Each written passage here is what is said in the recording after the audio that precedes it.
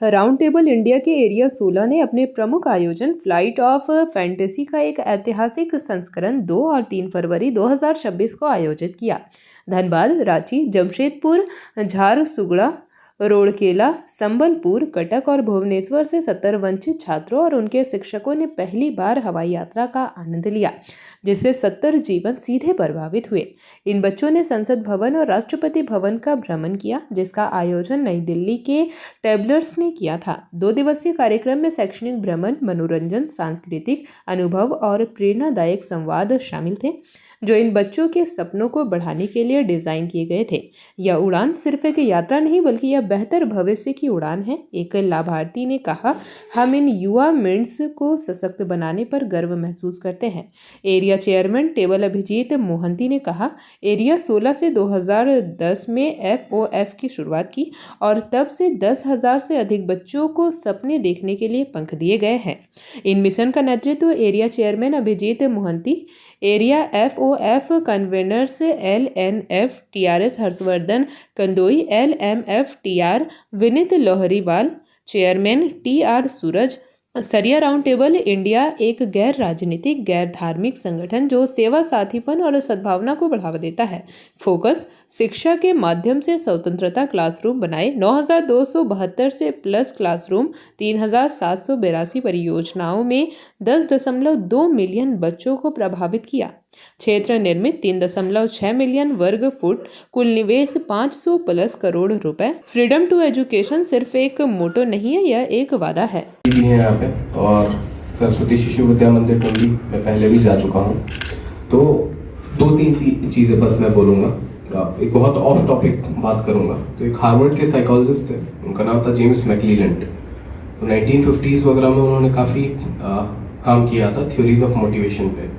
तो theories of motivation के अंदर जेम्स मैकलीलैंड ने बोला कि भाई वो क्या चीज़ें हैं जो लोगों को प्रोत्साहित करती हैं या जो लोगों को मोटिवेटेड करती हैं काम करने के लिए या कुछ करने के लिए। तो उन्होंने 3 नीड्स बताए थे, जो हम सभी के अंदर वो जो 3 नीड्स हैं वो किसी न किसी मात्रा में है।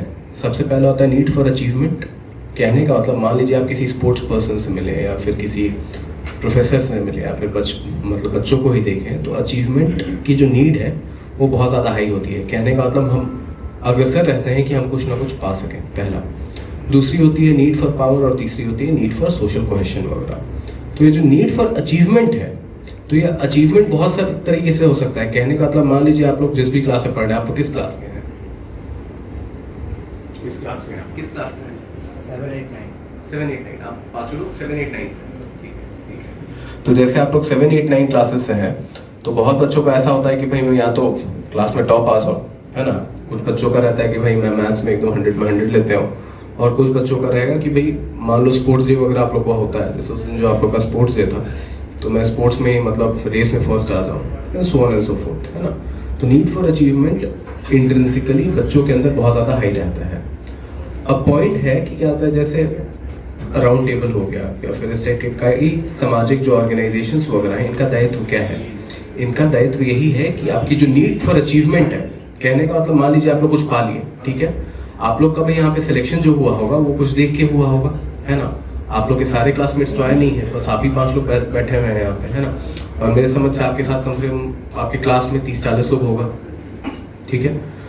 तो हम लोग का दायित्व यही बनता है कि कुछ ना कुछ के माध्यम से आप लोग को प्रोत्साहित करते रहना। और देखिए, आप मेहनत करेंगे तभी ये सारी चीज़ें मिलेंगी। अभी आप लोग के पास एक बहुत ही ज़बरदस्त मौका हो गया है कि आप लोग राष्ट्रपति भवन का दौरा करेंगे। देखिए, मैं अभी तक पुलिस में आने के बाद मैं खुद भी अभी तक नहीं गया हूँ राष्ट्रपति भवन, ठीक है। लेकिन आप लोग को at such a young age, है ना, आप लोग मेरे हिसाब से 13-14 साल के होंगे, 13-14 साल की उम्र में आप लोगों को राष्ट्रपति भवन जाने का मौका मिल रहा है, वो भी। तो अपने आप को बहुत ज़्यादा, पहला तो एक लकी मानिए कि आप लोग को ये अपॉर्चुनिटी मिली है, और दूसरा इस अपॉर्चुनिटी को देखिए कि क्या होता है अगर आप इसी तरह से मेहनत करते रहें। अब जो भी फील्ड में हो, मान लीजिए आप में से कुछ लोग मे बी इंग्लिश वगैरह में काफ़ी अच्छा होगा, कुछ लोग में भी मैथ साइंस में बहुत अच्छा होगा, है ना। सभी 5 लोग का अलग अलग वो होगा। जेपी भारत लाइव, भारत की बात जेपी के साथ। वीडियो को लाइक करें, शेयर करें और चैनल को सब्सक्राइब करें।